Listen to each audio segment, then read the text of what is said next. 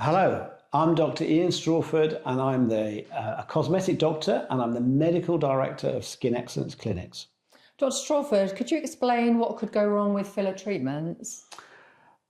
So what can go wrong with filler treatments? This is something we need to discuss with all patients before they have a filler treatment, okay? And this is something that I explain what the potential risks and problems can be associated with filler and how we can mitigate against those risks. And certainly we strive all the time to offer the safest practice in our clinics.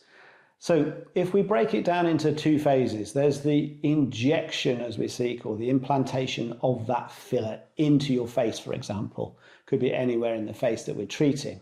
So we have to be conversant with the anatomy because we need to place that filler in exactly the right place to where we know we can achieve the outcome that we're looking for, what you're expecting. So that's really important because a lot of times patients, their main concern and fear is looking weird, looking abnormal, looking like they've been done, it being obvious that they've had a treatment because they're looking different and they're looking weird, not looking natural, not looking refreshed. That comes down to the skill of the practitioner and the use of the right product for what they're doing, the right type of filler. And there's a huge amount of skill in that. And it's taken me many, many years and many thousands of patients to get to the level of skill that I have to give those natural looking results. So that's the first thing people are most fearful of. So you have to be very careful in selecting your practitioner for that reason.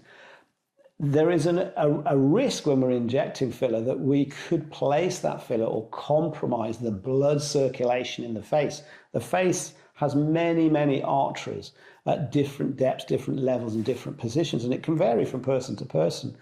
And there is a lot of incidences now where filler is being placed in an artery and actually blocking that artery or pressing on that artery.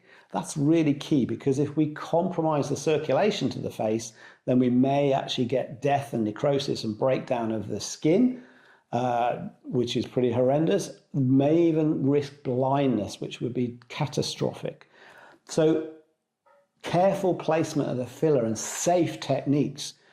Most of the really good injectors now have moved away from placing filler in the face with a needle and as much as possible using a blunt tip cannula.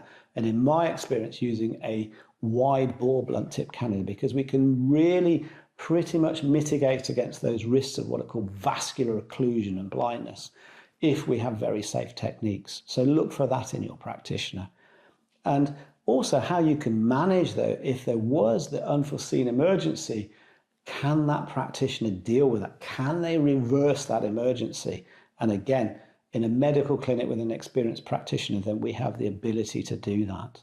So those are important things to look for. And that's what you should be looking for when you're having a filler treatment.